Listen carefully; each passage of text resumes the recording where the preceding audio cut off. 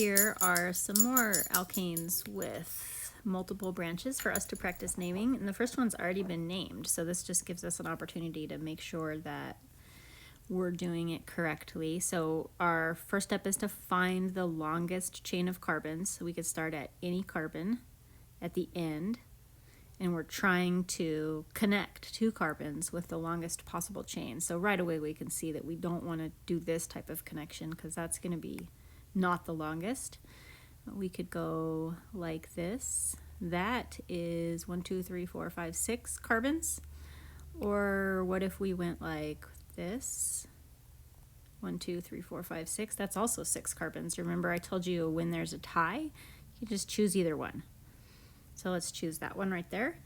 And our next job is to number that carbon chain starting at the end that's closest to our substituents. Our substituents are on the right-hand side of the molecule, which means that we want to start numbering from the right and number to the left, like that. So that's where the numbers come from. And then next we want to locate the branches. There they are. And name the branches. The location is the carbon that they're on, and the name is based on if it's a halogen or if it's a carbon branch, how many carbons are in the branch. Once we get the substituents or the branches located and named, then we put them together in alphabetical order, not in numerical order. So bromo comes first, methyl comes second, and we follow that up by the name of the parent chain, which is based on how many carbons we have in the longest chain. Let's try the next one. First, we want to find the longest chain, so we could start at any end and go to any other end, like this, which we don't want to do. That's a small chain. So we could go like this. That would be one option. That was 1, 2, 3, 4, 5, 6 carbons.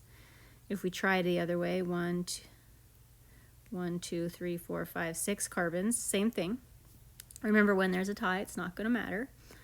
So we'll just stick with that one. Start numbering that carbon chain at the end closest to our substituents. The end closest to our substituents is this end right here. And we want to continue numbering the chain like that.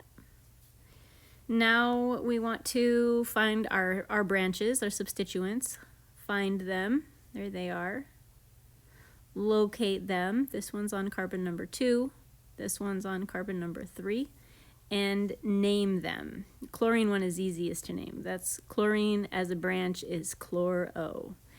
This little guy down here, a 1 carbon branch or a 1 carbon substituent, its name is methyl.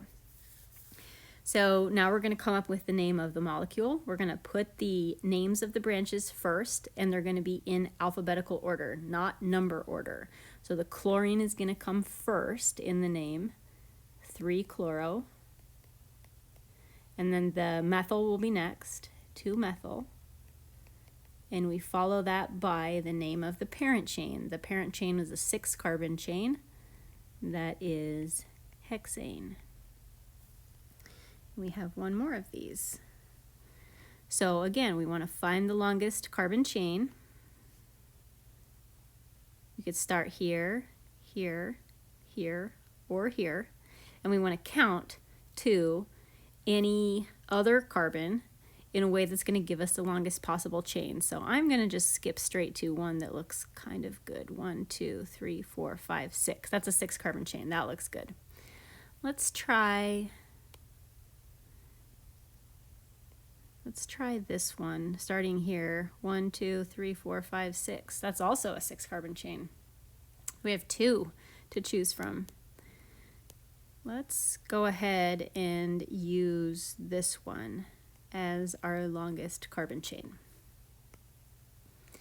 We want to number starting at the end closest to our branches. Our branches are on the left-hand side of the molecule.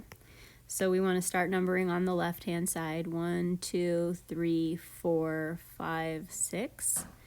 And now we want to locate and name our branches. This branch is located on 2.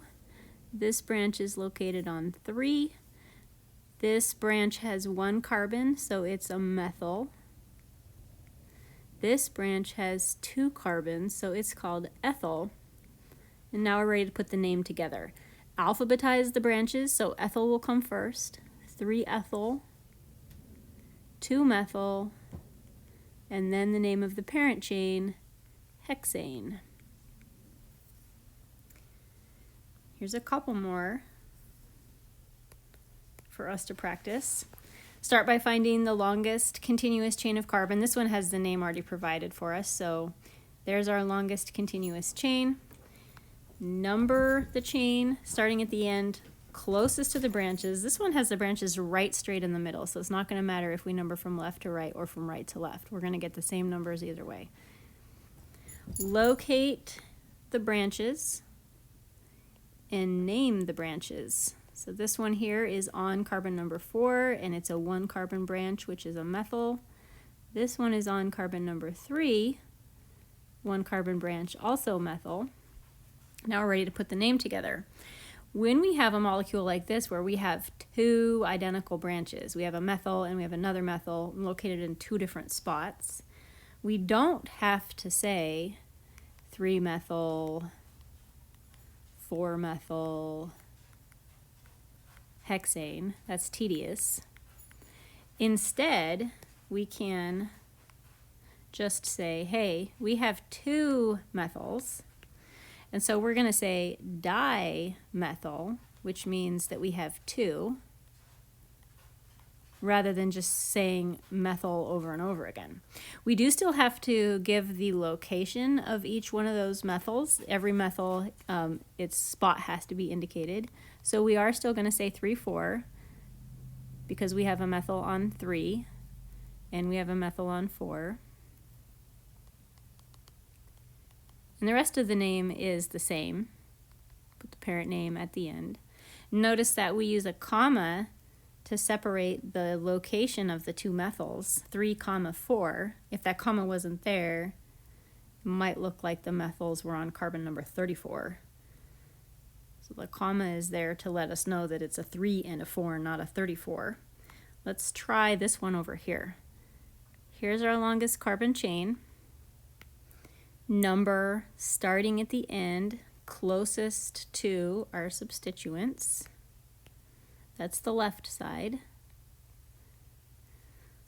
Locate the substituents and name the substituents. On carbon number 1 we have a chloro, on carbon number 2 we have a chloro. Because they're identical, we're going to be able to say dichloro. Don't forget we have to say the location of each one of them, 1, 2 dichloro. Put it all together, 1, 2 dichloro propane. And here is one more. Here's our longest carbon chain. Number starting on the right-hand side, because the bromines are over on the right-hand side. Locate and name your branches. This is a 3-bromo. This is a 2-bromo. Because we have 2 bromines, we can say dibromo, but we do have to say the location of each one of them, 2,3-dibromo. Put all of that together, followed by the name of our parent chain. Our carbon chain was a 1, 2, 3, 4, 5 carbon chain. That's pentane.